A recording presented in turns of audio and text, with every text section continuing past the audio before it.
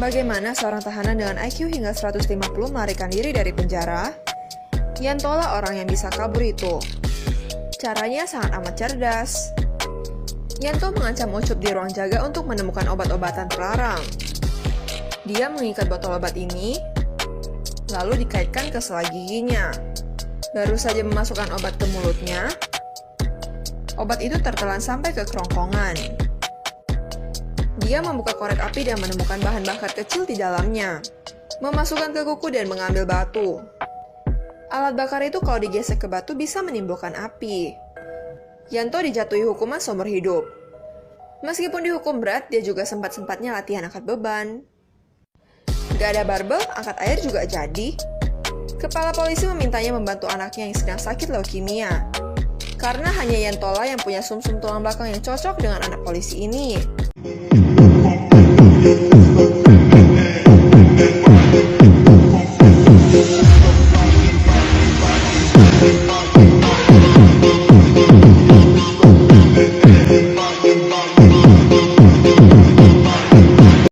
Yanto bersedia membantu karena dia punya rencana.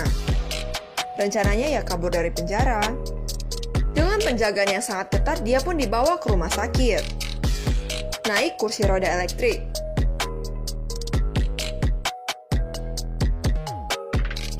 Yanto pun dibawa ke ruang operasi. Yanto pun menyapa polisi ini. Dokter mengatur posisinya agar bisa baring dengan tangan di borgol. Pria di belakang membuka borgolnya. Saat operasi sudah mau dimulai, tangannya mulai gerak. Seorang dokter menyuntiknya dengan anestesi. Indeks anestesi mencapai 84. Tapi Yanto masih tidak kehilangan kesadaran dan tangannya mulai terlepas. Dia membuka mata dan mendorong semua dokter di sana. Menghidupkan alat bakar tadi dengan besi dan membakar mereka semua. Dari luar, polisi juga menembaknya. Kepala polisi datang. Keluarkan pemberat kaca di mulutnya. Mengambil alat pacu jantung dan masuk ke pipa ventilasi. Dia pakai jas dokter. Kepala polisi tak menemukannya. Yanto sudah menyamar menjadi polisi dan dia mengambil 3 pisau. Dia mengancam dokter dengan pisau tadi. Dia menjahit lukanya sendiri. Bener-bener nggak pakai obat anestesi loh. Melihat kepala polisi datang, dia langsung mengancam seorang dokter. Polisi bilang kalau anaknya tidak tertolong, maka hidupnya tak berguna lagi. Tidak ingin membahayakan dokter, dia pun menurunkan senjatanya.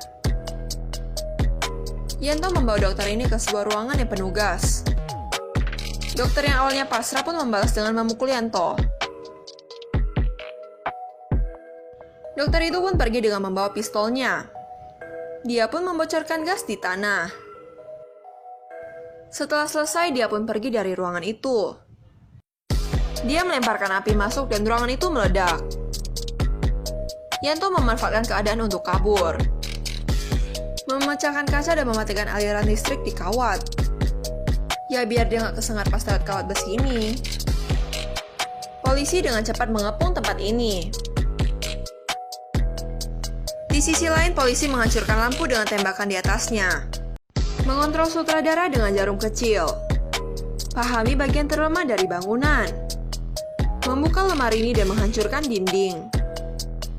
Dia berlatih selama ini demi melakukan hal ini. Dia keluar dari lubang ini. Dia pun akhirnya kembali menghirup udara bebas. Baru aja bilang bebas, si kepala polisi ada di sampingnya. Polisi ini cerdik dan mengambil jalan lain untuk mengejarnya. Jalan lewat jembatan ditutup tapi Yanto tak menyerah. Yanto tetap berlari dengan keadaan kaki bekas tembak, kepala polisi juga mengejarnya. Sebuah helikopter datang. Terjadi aksi tembak-menembak. Tapi anehnya polisi ini malah lindungi Yanto. Yanto malah kabur dan polisi menembak kakinya sehingga dia jatuh ke sungai. Polisi ikut turun untuk membantunya. Yanto yang tersentuh pun mengiyakan untuk donor sumsum. Saat sadar dia bertanya apakah operasinya berhasil. Polisi ini bilang berhasil, lalu Yanto mau menembaknya. Menurut Mimin, film ini lebih memberitahu kita bagaimana seorang ayah berkorban. Bahkan korban nyawa loh. Jangan lupa follow nonton gratis ya, bye!